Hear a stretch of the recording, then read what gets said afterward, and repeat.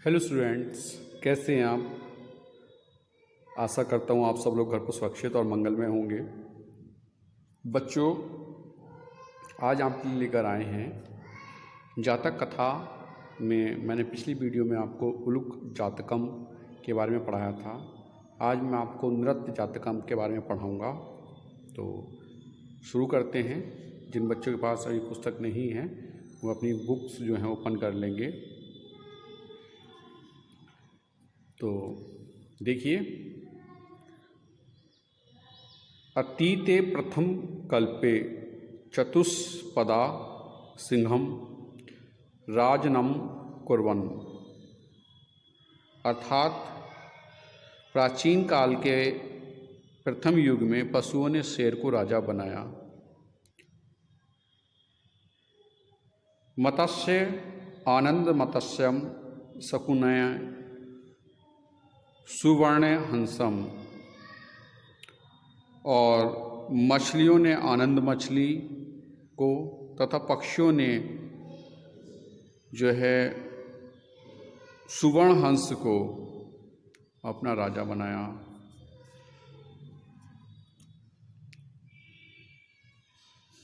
तस्य पुनः सुवर्ण राजहंसस्य द्वितीया हंसपोतिका अतीव रूपवती आसीत।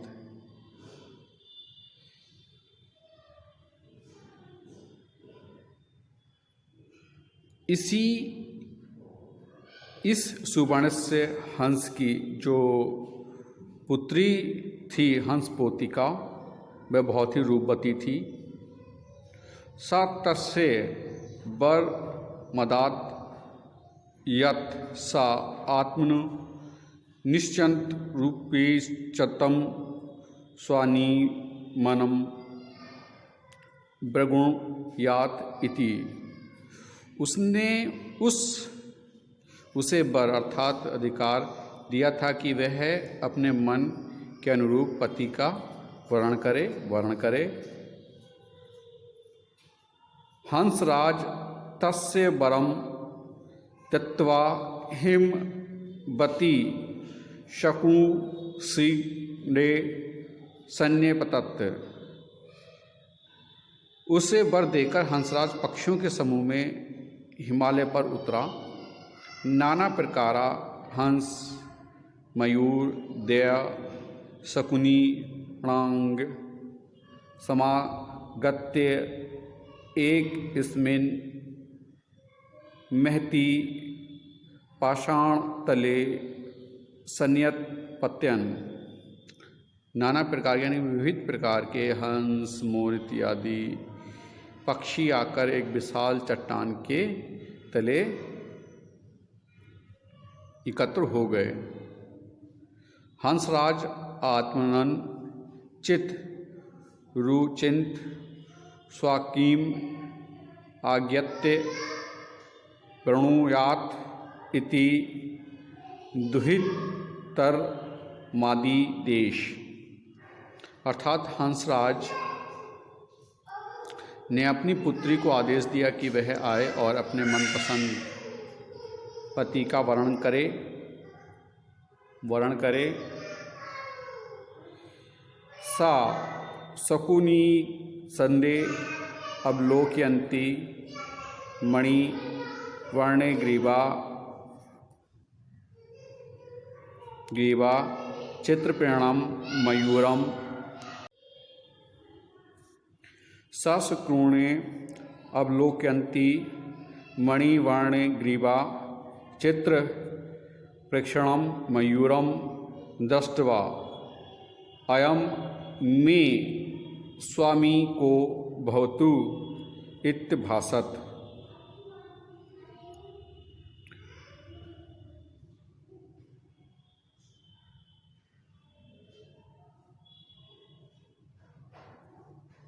मणियों के रंग अर्थात जो रंग दृश्य गर्दन या रंग बिरंगे पंखों वाले मोर को देखकर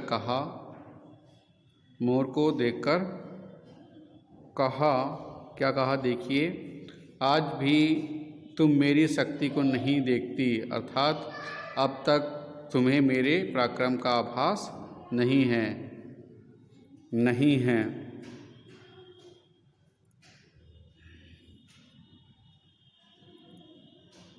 मयूर अद्यपि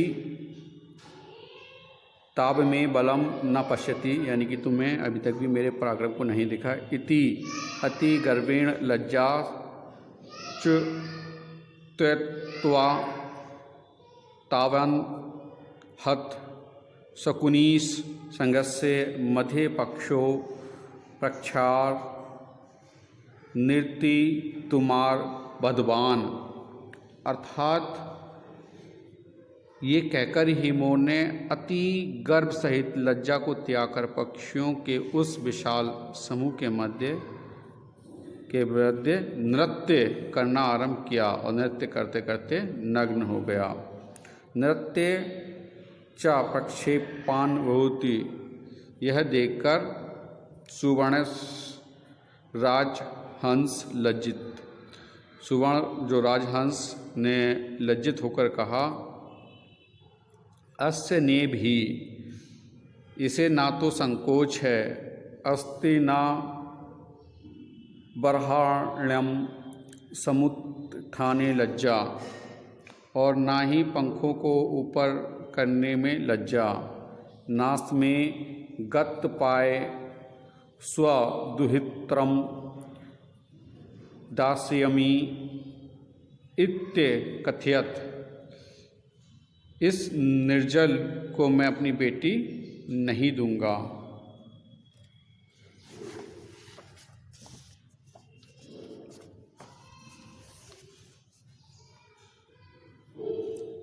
दो लाइनें और हैं बच्चों इसमें आपकी।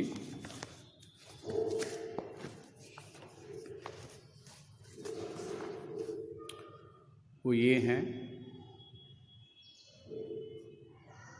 हंसराज तदैव परिसमध्ये आत्मनन भागिनेयाय हंस पोतिका दुहिताम मयूर हंस पोतिका काम प्राप्ते लज्जिता तस्मात् स्थानान पल्यति। और जो हंस की पुत्री थी, मयूर जो था वहाँ से हंस पोतिका मर्यात लज्जिता तमसान स्थान पर लेती, वहाँ उस स्थान से चला गया। हंस जो भी अस्तमान स्वग्रह गच्छतम, और जो है हंस राज सहित और लोग भी जो थे वो अपने घर वापस चले गए। तो इस प्रकार से बच्चों ये आपका जो पाठ था जातक कथा के अंतर्गत नृत्य जातकम पाठ था। इस पाठ के अंतर्गत हमने जाना कि जो हंस राज सुवर्ण हंस राज था वह अपनी पुत्री का विवाह के लिए एक सभा आयोजित करता है, और उस सभा में जो है एक मयूर जो है अपने पंख उठाकर नाचने लगता है, अपने बल की बात बताता है, और वो नाचते नाचते सबके सामने नंगा हो जाता है। यहाँ पर जो हंसराज हैं वो कहते हैं कि ये मेरी पुत्री के सुयोग्य नहीं है, क्योंकि ये तो खुद ही सबके सामने नंगा हो गया, लज्जित हो गया है, और अपना जो है लज्जित होने के बाद वो वहाँ से स्थान से चला जाता है मयूर और हंस, और अपनी पुत्री को लेकर सभी लोग वहाँ से चले जाते हैं। तो इस प्रकार से ये पूर्ण हुआ बच्चों।